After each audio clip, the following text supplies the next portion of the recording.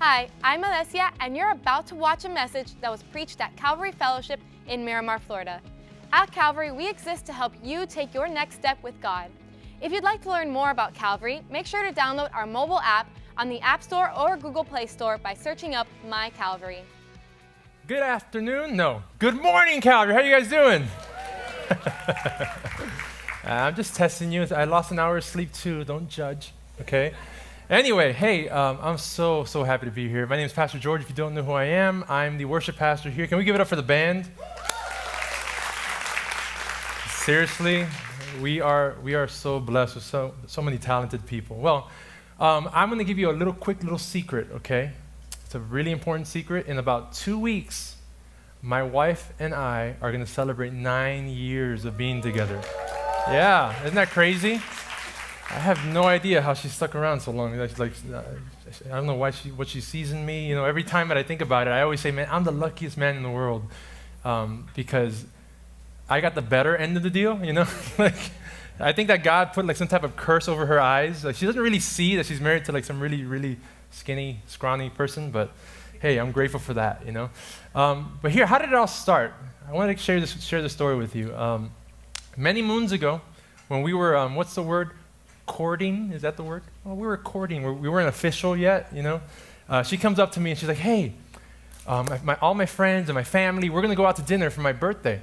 We're going to go to this fancy place, and I would love it if you can come. And I'm thinking that's it. I'm in, you know. She invited me out on a date. Me? Don't worry about the other people. She invited me on a date, you know what I'm saying?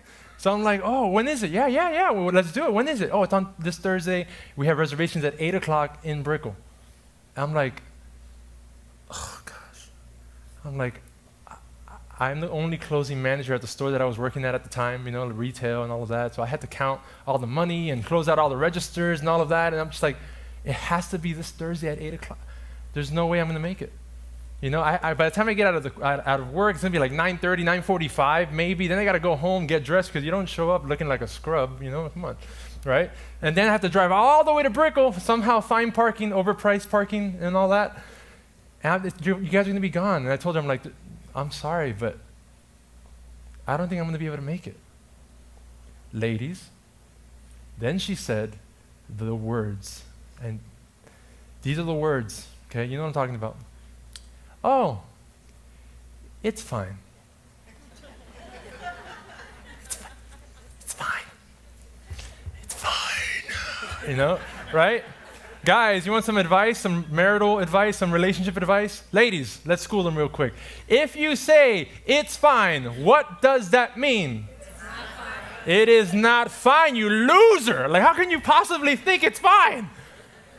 How did you not understand that? How telepathically, I'm not verbally telling you it's not fine, but you should just know. You should just know it's not fine, right? Ladies, you're so confusing. Gosh, you know? So anyway, she says it's fine. And I even asked her, are you sure? Such an idiot. He's like, yeah, just close your store. It's fine. It's fine, right? So the whole day I'm working, and I don't know, you know, I just felt like, I don't know. She says it's fine. No, George, it's fine. No, I don't know if she's fine. I don't know what I should do. And I'm going crazy. So I said, you know what? I talk to myself this way. I'm sorry if you don't, but I do. I'm like, George, you're an idiot. Okay? You're going to lose this girl. You need to show up tonight. Have you ever seen Hallmark movies? You know? Right now, you are the small town carpenter that's got to sweep her off her feet because she's from New York and you've got to make her move to Alaska. And, anyway, we watch a lot of Hallmark in my family. And so do I, apparently. Anyway, so I'm like, you got to do this. Even if you get there late, just show up. So I try to close the store early. I break every law known to man to get to my house, to get dressed and all of that. Then I break 20 more laws on the way to Brickell. And I walk in. I see all my friends, all her friends, family, all of that. They look at me and they're like, George, what are you doing here? And I'll never forget the look on my wife's face. I mean, honestly, she looked at me and she's like, that's the man I'm going to marry. You know? Okay, maybe she didn't think that. I like to think that she thought that, you know, whatever. But she did. She had this face, and she was just like, what are you doing here? And I'm like, I've been thinking about you all day. I had to be here. I mean, I had to get here. I'm sorry that I'm late, but I just had to be here. It's your birthday. She's like, wow, that's awesome, And so I sit down, and I start noticing nobody's eating anything. Like, there's no food. There's like 20 people. They've been there since like 8 o'clock. It's like 9:45, 10 o'clock when I get there. What have they been doing for an hour and a half? So I sit down, I look at the menu, I order some stuff, and within 2 seconds, all the food shows up. And all the people are like, oh yeah, of course, George, of course. We've been waiting for like an hour and a half. You just show up, and now all the food gets there. Thanks, God. Yes. I knew it. He set me up. It was awesome. It was the perfect setup. And we sit down, we had a great time. It was a miracle that it happened, We take pictures and this and that and whatever, and then we drove off, and she texted me. She's like, tonight, you made me feel like the most important person in the world. And I texted her, that's because you are the most important person in the world. To me. I know I should write a book. I know. No, just kidding. Ain't got no skills here. No skills here. God skills. Anyway, so I texted her that, and it was that moment that she said that we are officially a unit, boyfriend and girlfriend and whatnot. And so why do I tell you this story? Because it's an awesome story? Yes. But I tell you this story to remind you that actions speak louder than words. Always. We know this. We don't need to read a book on this. We know this. Why? Because there is nothing worse than someone telling you something and them not following through on their word, right? We've heard it before. Oh, I'll be there. And you can count on me. You can trust me. Just to find out that we're going to get disappointed over and over again. I mean, have you ever experienced that in your life? I'm sure if I pass a mic around to all of you, there are going to be hundreds of stories of that person, fulanito por acá. Oh, he told me this. He thought, no, crazy. He stood me up. He said that he was going to change. Baby, you got to believe me. You got to believe me. Girl, I'm going to change for you. No, he's not. It's just not going to happen. I'm sorry. Right? We get disappointed. And you might say that those people, because we're talking about those people, not anybody in here. Nobody in here does that. Come on, we're godly people here. Come on. We love Jesus. We follow through with all of our words. Yes be yes, no be no's, right? Right. Those people have commitment problems. That's probably what we say. They don't commit to anything. They're just, they don't commit. And I probably disagree with that. I think they're super committed. They're just not committed to you. Ouch, that burns. Why does it burn? Because it's the truth. You see, they don't have a commitment issue. I think it's deeper than that. They don't have a problem with their commitment. They have a problem and an issue with their character. That's the root of the problem. See, your character is something that no one really talks about. We barely talk about it.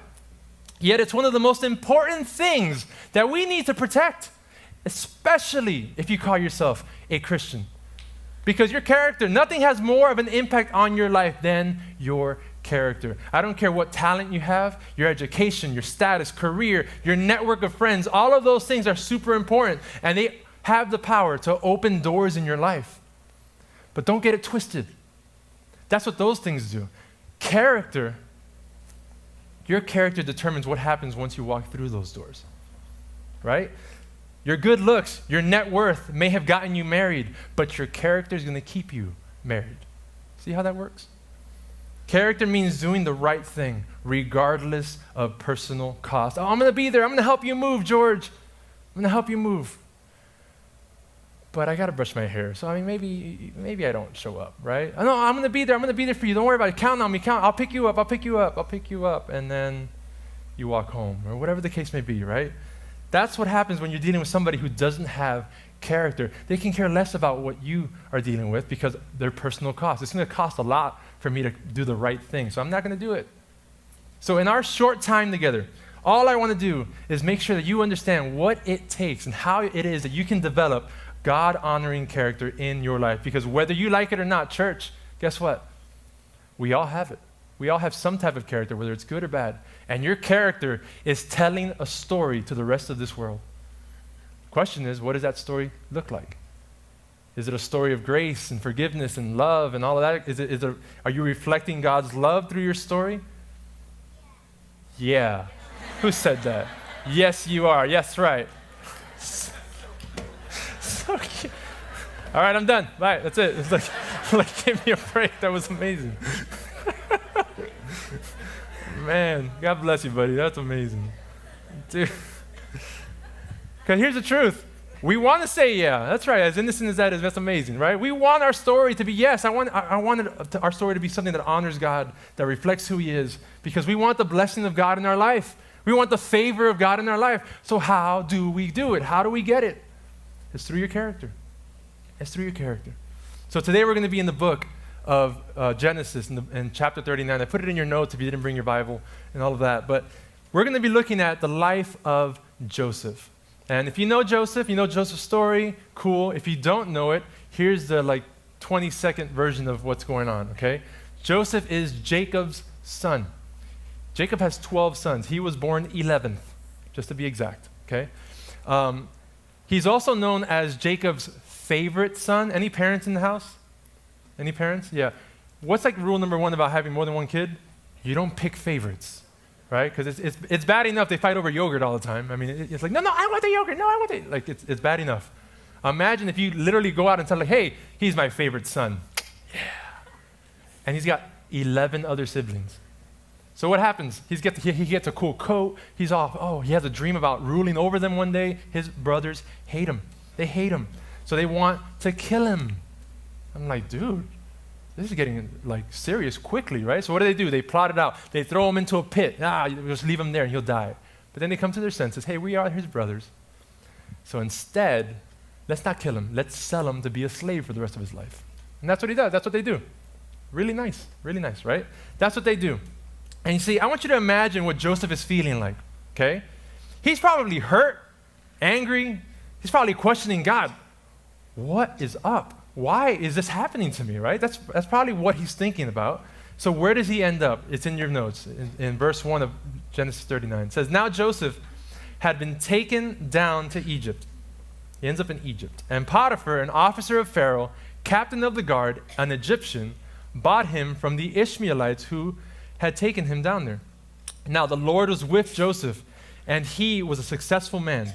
And he was in the house of his master, the Egyptian, and his master saw that the Lord was with him, and that the Lord made all he did to prosper in his hand. So Joseph found favor in his sight and served him. Then he made him overseer of his entire house, and all that he had he put under his authority.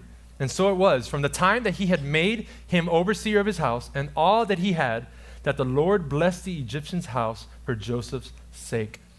And the blessing of the Lord was on all that he had in the house and in the field. Thus, he left all that he had in Joseph's hand, and he did not know what he had except for the bread which he ate. If you pause there and give me your attention, Joseph's going to show me what I have to do to get God-honoring character. It's the same thing for you. What do I have to do? Number one in your outline is this. I need to do the right thing regardless of my environment. You need to do the right thing regardless. If you're from Miami or from Hialeah, then I guess it's do the right thing irregardless of my environment. Irregardless. Is that even a word? Speaking about doing the right thing, can we just stop irregardless? Salmon. It's salmon. It's you don't sound more intelligent, okay? I'll have the salmon, please. No. Salmon, okay? Supposedly, that doesn't exist. Supposedly, and listen, I used to say it, but I found Jesus, and He helped me. He helped me. It's amen. That's right. Right? Dead giveaway, cheat sheet. If you know someone's from Miami, is because they're saying words like that, or they start and end every sentence with bro. Right? Bro, I can't believe she did that to me, bro. Right? Bro. We need to just stop that, okay? I can't stop that. Anyway, that's why Miami and Hialeah get a bad rep, because it's just because look at those people don't even know how to talk, they don't know how to drive. Talking about bad rep, check this out. Joseph is in Egypt. What does that mean? Why is that so bad? It's literally like they dropped him right in the middle of Hialeah. He has no idea what to do, right? Seriously. He's in this foreign land. Now, check this out. Foreign land, they don't believe in his God. They believe in thousands of other gods and idols and all this stuff, right? They even think Pharaoh is a god, but they don't believe his. Shouldn't Joseph be angry? Throwing a little pity party, little tantrum, like, I'm not even supposed to be here. It's my brother's fault, right? Like, I can't believe this. Wow, why should I serve these people? They don't even believe in my God, right? But here's the thing. Joseph is a man of character, of godly character. So he knows if there was ever a time in his life that he needs to represent the Lord is right now. So what does he do? He serves them. He loves them. He knows that he's representing God in this foreign land. And what I love is this: Potiphar, an Egyptian who doesn't believe in that God, acknowledges his God and says, God is with him. I don't know about this Joseph guy, but his God is blessing him. Isn't that amazing? You know, when I first became a Christian, let me tell you, my work and social environments, so to speak, were terrible. A train wreck, okay? I mean, I worked with the worst bosses you could ever imagine. I mean, the most immoral people I've ever met in my entire life. Coworkers that were like beyond the definition of inappropriate, right? And vulgar and this and that. I had friends I say it got me into trouble, but I got myself into trouble. I'm not gonna lie, right? Every night doing stuff that we shouldn't be doing and all of that stuff. And I remember accepting Jesus and then the next day getting the phone call like, bro, Friday, it's on, bro, okay, bro, you know. A lot of friends from Hialeah. That's what it is, sorry. And so what was I going to do? Do I tell them like, hey, I accepted Jesus. I can't do that anymore. I would be the laughing stock. I mean, like all that influence that I had, all my friends, they'd be laughing at me. I can't do that, can I? What would they think? What would they say about me behind my back? Who cares? I believed with all my heart that God was doing something in me, that I accepted Jesus and Jesus was trying to change me from the inside out. I was tired of living the same life. So what did I do? I stopped caring about what people thought of me and I started hardcore reading and paying attention to what God says about me in his word. His word says that I'm a new creation. Every time that they would be like, oh man, you're not going to amount to anything. I'm a new creation. I can do all things through Christ. No, that God, you'll see, God's going to let you down. No, because God never changes. He never forsakes me. He's always the same yesterday, today, and tomorrow. He's always faithful. It got so bad that I would walk into work and through the intercom system, they'd be like, careful, Mr. Holier Than Thou is in the building. Don't curse or you're going to hell. You know, and I'm like, in the middle of work, customers, like, retail. Imagine you're walking through a store and you're like checking out a sweater, like, oh, that's pretty cute. I don't know, maybe, and all of a sudden you hear like that. It was the most embarrassing. It got weird really, really, really quick. But it didn't matter because I knew that God had something else for my life. And so maybe God has placed you where you are, in your job, with your crazy family, your crazy kids, your whatever it is, whatever situation you find yourself in, that you're like, God, why am I here? I'm so tired of this. Maybe he's placed you there so that you can represent him. He's placed you in this foreign land like Joseph, right? So that you can maybe be the only glimpse of Jesus that somebody sees. I can't guarantee they're going to show up to church. I can't guarantee they're going to read a Bible ever in their life. But what they will do, church, no matter what, is remember your character. They are always going to remember the way you responded when you were going through trials and errors and all that stuff. They're always going to remember the way you spoke to them when nobody else was speaking to them. You showed grace when nobody else showed grace. You forgave when nobody thought in a million years they could ever accept or be deserving of forgiveness. They're never going to forget that. That's why Jesus says this in Matthew 5, let your light so shine before men that they may see your good works and give glory to your Father who is in heaven. That's literally what Joseph's life is looking like right now. He's making the most out of his situation. He's not playing the victim. He's allowing his character to shine in a place that needs it the most. So my challenge to you is, what have you been reflecting? What kind of light are your coworkers, your family, your kids, your spouse? What is your character showing them? I pray that what they see is grace and love and it reflects the thing that we believe in. And here's where his story keeps going in Genesis 39. Check this out. It says that then it came to pass after these things that his master's wife cast longing eyes on Joseph. That means, hey, what's up? How you doing? Can I get your number? All that stuff, right? That's the the GMV, the George Martinez version. This is the actual Bible, so let's read it. The wife cast longing eyes on Joseph, and she said, "Lie with me." But he refused. He said to his master, "Look, my master does not know what is with me in the house, and he has committed all that he has to my hand. There is no one greater in this house than I, nor has he kept back anything from me but you, because you are his wife. So how then can I do this great wickedness and sin against God?" And so it was, as she spoke to Joseph day by day, desperate, right? That he did not heed her to lie with her or to be with her. But it happened about this time when Joseph went into the house to do his work, and none of the men of the house was inside, that she caught him by his garment, saying, "Lie with me." But he left his garment in her hand, and he fled and got out of that situation. Peace out. I'm out. What is Joseph teaching us? Number 2, I've got to do the right thing regardless of the temptation. Regardless of the temptation. So easy to be tempted nowadays. So easy. My wife and I, when we did finally get married, I guess you can say that we were blessed right away. You know, we were blessed with a house. A lot of times when you first get married, you're renting an apartment and whatnot, and we got married, and literally we got out of our honeymoon and we walked into our home, and my mom, I was living there with my mom before, and she's just like, "Listen, you're getting married and all that, so you know how it is when your kids are old enough to get married, you're getting married, so get out of here, right? Get out." But it was the opposite with me. My mom says, "I'm going to find a place. This house is yours."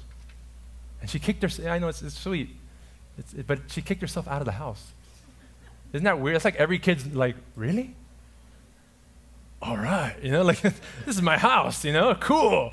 It's a blessing in disguise with a price tag, isn't it? Yeah. We can't afford this house. We're newlyweds. We're in part-time. Both of us at the time were in part-time ministry, and then we ended up having to get 3 jobs each just to try to make this work. But the problem is, guys, it just wasn't going to work.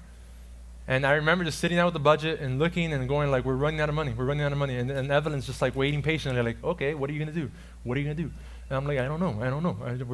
I'm freaking out. We were on the verge of bankruptcy until a friend of mine goes, "Hey, you need to go check out Fulanito in Hialeah." I'm like, why does it always come back to Hialeah? He's like, just talk to Fulanito, I was like, "Who's Fulanito?" He's like, "This guy." "What does he do?" "I don't know. But go talk to him. He'll hook you up." I was desperate. I was running out of money. Savings account, gone. It's literally. And I walked into this guy's office. I don't know if you've ever had this moment where you walk into and you see somebody and you don't know anything about them. You haven't even spoken to them, but you know deep down inside, there's no way I'm ever going to trust a word this guy says, Especially Fulanito in Hialeah, He's just like, "Hey, what's up, brother? How are you doing? Oh, yeah, bro. Sit down, bro. Hey, how can I help you, I'm like, oh, boy, But whatever, we're here. And I'm like, "Oh, yeah, my mortgage and this thing." "Okay, cool. Okay, rule number 1, stop paying for the house." And I'm like, "What?" He's like, yeah, grab all the money that you be paying. You're just throwing away your money, bro. Grab the money, save it. You're going to be rich. In 6-7 months, you're going to have all this money, and you don't have to worry about the house." I'm like, okay, maybe you don't know how things work, legally, He's like, don't worry. And then the bank is going to call, and then I'll talk to them, and then I'll hook you up. And I'm like, oh. Like the road runner, like beep, beep, pew, gone. I was out of that office before, because I told Evelyn at the time, I'm like, we have money in the account. It's only one more mortgage payment left of money that we have, and then we're literally broke, $0 to our name. But there's something in me that I can't just lie and say, "Oh, I can't pay for this month's mortgage." When I get to that situation, okay, that's one thing. But right now, I've got to honor God. It's tempting because I need money. But I was like, "God, you're gonna have to. I don't know what's gonna happen." So we pay the mortgage, whatever. You know what's funny how God works? Instead of Fulanito, we get connected with somebody who legally does refinances, right? We apply and all of that, and by the grace of God, we save like $800 or $900 off of our mortgage payment a month. And that's the house that we've been living in for the last 9 years. Isn't that amazing? Yeah, that's right. But here's the thing. Joseph, just the same way that I was now, he's in a weird spot. Temptation, it's right there. Who's going to know? He's in charge of the entire household. I could get away with this. It's not a big deal. What's the big deal? Just sleep with her. What's the big deal? He says one thing that we can use in our lives, that if we did this one thing, I guarantee you we would stop making some of the mistakes that we make. He says this one question, I love it. It says, how could I do this great wickedness and sin against God? Church, can you imagine what would happen in your life? What would your life look like if for one split second, when you're in the middle of temptation, you stopped and asked this question? How can I do this? How can I sin against God? Joseph knew the only reason he was still alive was because of God. The only reason he was blessed was because of God. And now this random homewrecker wants to show up and he wants him to sacrifice his beliefs, his purity, and his character for a temporary moment of pleasure. Not today, Satan. Give me 5 feet. Back up. Back up. His character was worth so much more than some temporary pleasure. And so is yours. See, oftentimes I think the reason why we fall for temptation in our lives is because we do not give God a chance to move. We don't give him a chance to work, to bless, to do anything. We just jump right in. Why? Because if we're honest with ourselves, because that's the easy way out. It's the easy way out. Oh, I'm just going to sleep with her. Who cares? Not a big deal. Right? You just give in.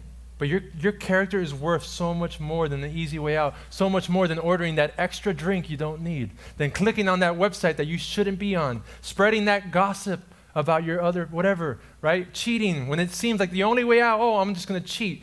That's easy. All those things are easy, and they are worthless.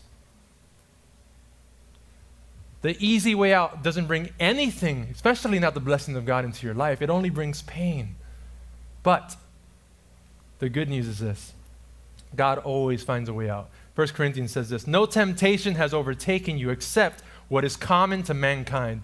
And God is faithful. He will not let you be tempted beyond what you can bear. But when you are tempted, he will also provide a way out so that you can endure it. And I love that. There's always a way out. No, George, you don't understand my situation. There's always a way out. No, but God, he's judging me. God doesn't judge you. There is nothing that you can do on this planet that can separate you from the love of Jesus Christ. There's nothing. There is absolutely nothing. But you don't understand. Oh, trust me, I understand. Trust me, I'm a pastor. We walk into the worst situations on the planet, okay?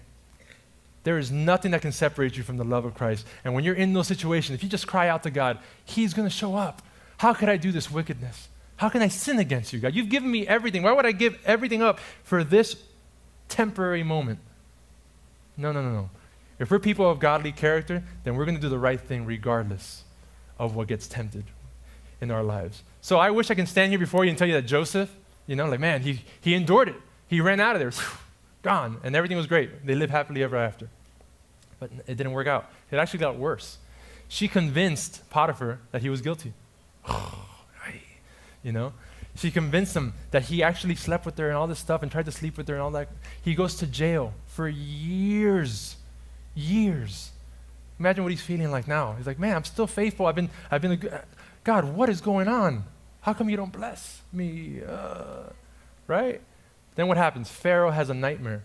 No one knows what it's about. They call Joseph to interpret the dream, and he warns them, hey, start collecting all the food, all the grains, because there's a famine coming for years. And all the nations in the world are going to come to Egypt to buy grain from you, but you got to start doing it now. And Pharaoh was like, okay, I see what you're working with. This guy's pretty good. Puts him second in command of the entire nation of Egypt. The entire nation of Egypt. And when I said that everybody was going to come to get the grain, guess what? I meant everybody. So right now, in the part that we're about to read, guess who shows up? At the feet of Joseph, his brothers. Say, what? No puede ser. Este chisme está tremendo. What? Okay, let's do this. What happens next, George? Come on. Right? His brothers are right there. Can you imagine? He's got all the power. Under Pharaoh, he's the most powerful person in all of Egypt. And they're starving. They're desperate. And now it's his time. It's like, prepárate. I don't know if they had chancletas back then, but he's about to bust one out right now, right? But remember, we're talking about Joseph here. Check it out in verse 1 of Genesis 45. Then Joseph could not restrain himself before all those who stood by him, and he cried out, "Make everyone go out from me." So no one stood with him while Joseph made himself known to his brothers. And he wept aloud, and the Egyptians in the house of Pharaoh heard it.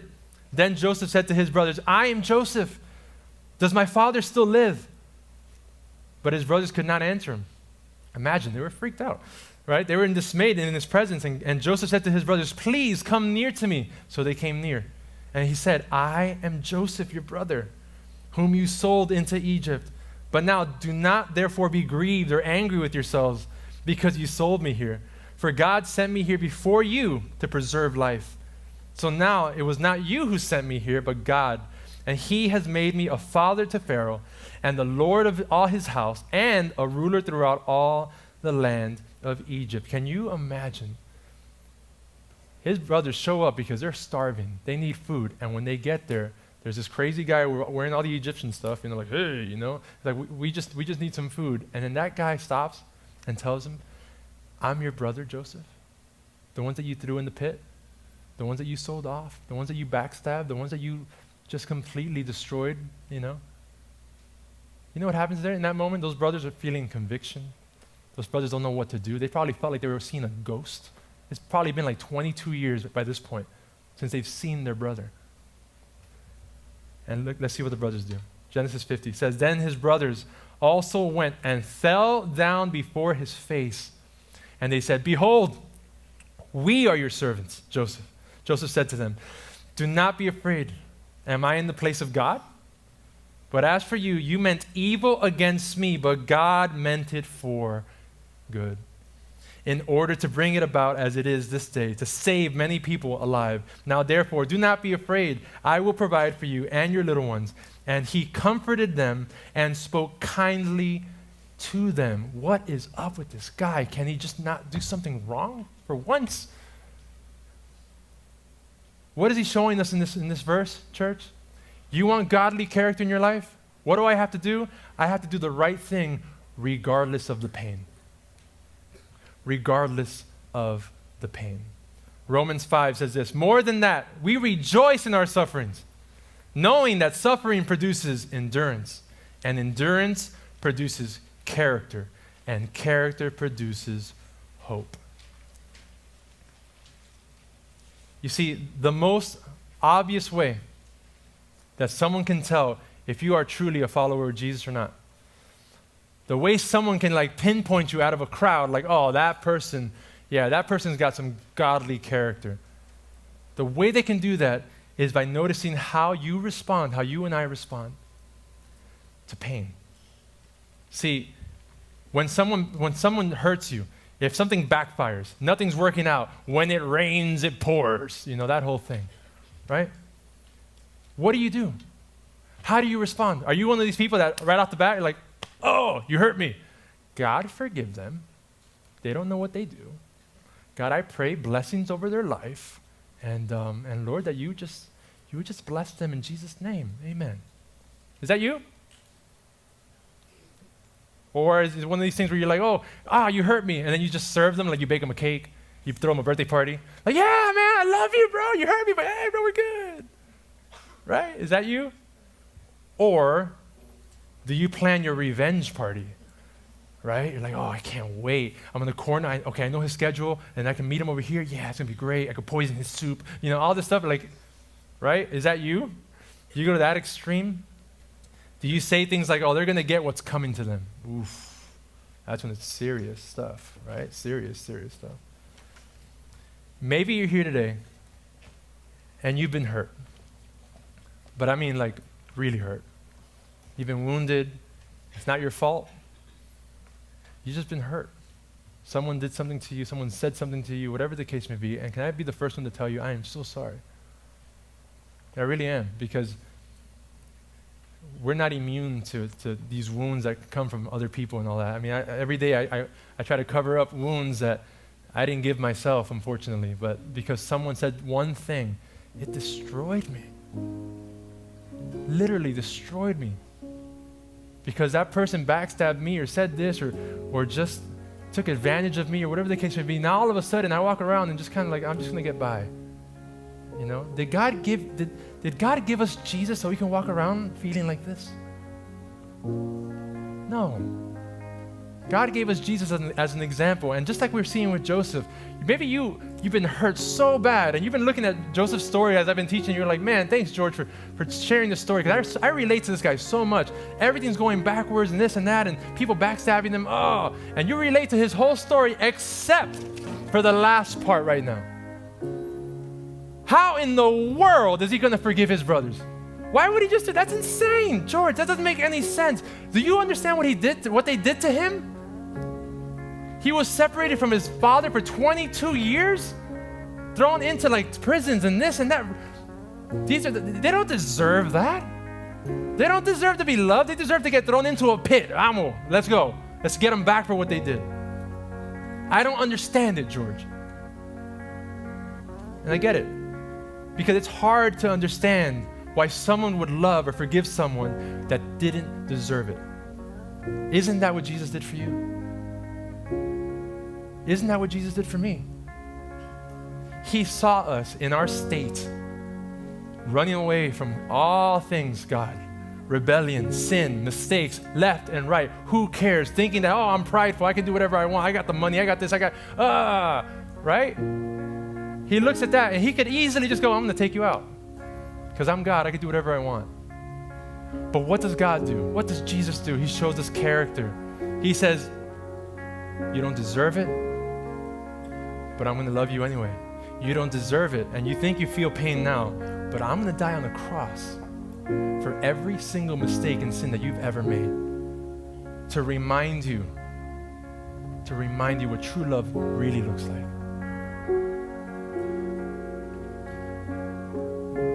You see, we will never, church, we will never look more like Jesus than when we choose to forgive those who have hurt us. We will never look more like Jesus until we surrender that pain, those things in our heads, that movie scene that you keep replaying over and over and over and over and over again. There are people that live right there and they never get out of that. For the rest of their life, they're just thinking about what she said, what he did, what happened at work, and it becomes what defines the rest of their life. You put yourself in some imaginary jail cell and you're like, no, I can't get out because, she said this. No, yeah, you're right, I can't do it. We're the ones putting ourselves into that jail cell. Guess what Jesus says? He says, I've come to set you free. And those who I set free are free indeed, according to what it says. Jesus came to give you life and life more abundantly. Abundant living does not look like that. Abundant living is saying, I'm going to be the bigger person. That person doesn't deserve my forgiveness. That person doesn't deserve my love. But I didn't deserve God's love. And he chose to love me anyway. So who am I to not do the same thing for those who have hurt me? So today is the day. I do not want you to walk out of here and just go, we're going to go for brunch, lunch, let's do it. Okay, cool, that's great. But right now, I'm talking about kingdom business in this place. Right now is the day that you need to stop replaying those scenes over and over again. You need to stop letting pain have so much influence in your life. Instead, let Jesus replace that. Forgive those people who have hurt you. I can't guarantee you're ever going to forget it, but that's not the point. You forgive someone who's hurt you, you will never feel freer in your entire life. Surrender it to God. Surrender to the feet of Jesus. Guess what? Because he has way bigger shoulders to carry way more burdens than you and I. So maybe you're here today, you've been hurt, your wounds are deep, but it's time. Let that go. It's not worth it. Your character is worth so much more. People are watching you every step of the way when you're outside of this building going, what's going to happen now? Why doesn't your character show them, like, you know what? My God is way bigger than that person, than that statement. And I'm going to show you what true love really looks like, even when you don't deserve it. So let's bow our heads. Let's close our eyes for a second. And I don't know what your wound is. We all have different wounds. We all have different things that we're going through right now, but God does. I don't know what keeps you up at night, what you think about before you go to bed, but God does. I don't know what it is that's been holding you back from taking that step of faith that he wants you to live in, that abundant life that he promises in his word. And one thing that he does not do is break his promise. But man, sometimes we're the only ones that hold us back from it. So right now, if that's you, if you're saying, George, I'm with you, I understand, and I'm done. My whole life, I felt like it's just been pain after pain after pain, struggle after struggle. And today, I want to surrender that to Jesus. I'm tired of living in the shadow of the pain of my life. Today, I want to walk into the free gift of who Jesus is. If that's you, with every eye closed, every head bowed, if that's you, I want to invite you to raise your hand so I can pray for you. I see your hand. I see your hands. God bless you. In the back, I see you. Thank you. God bless you. That pain's not worth it. I see your hands. Maybe you're here and you need to surrender your life to Jesus. Maybe even doing life by yourself. You walked into church not knowing what to expect, and now you're talking about a God that loves me enough to give his life even when I don't deserve it. I need that in my life. Are you kidding me? How do I get that? It's real simple. You don't have to do anything. Just believe. Just accept him. If that's you, I want you to raise your hand as well, and I want to pray for you as well. God bless you. I see your hands. I see your hands. God, I thank you for every single hand that went up right now. And more importantly, what decisions is being made right now. There are people that are letting go of things right now. Whether that's surrendering their life to you, trusting you with their life, God. Whether that's pain and wounds of the past and whatnot. They are tired of letting that be the thing that defines them. So no longer is that going to be the definition of their life. But instead, their definition, God, is going to be your love. What you say in your word about them. We are more than conquerors through Jesus. We are made new. We're a new creation. We can do all things through Jesus, God. So right now, we're going to pray this prayer, and I want you to pray it out loud. And it's not some magic formula or whatnot, but if you pray this in sincerity, God will hear you. He will come into your life, and he's going to radically change your life. Doesn't mean it's going to be perfect, but it's going to be way better than you could have ever imagined without him. So the whole church, let's all encourage those people who are praying right now. Let's pray this together. Say, Dear God, I come before you and I say that I'm sorry for the mistakes in my life, for the sin in my life. I believe that Jesus gave his life for me when I didn't deserve it. And I want to follow him all the days of my life. In Jesus' name. And everyone says, Amen. Thanks for watching this week's message. Make sure to click the subscribe button below to stay up to date with all the things happening here at Calvary. God bless you.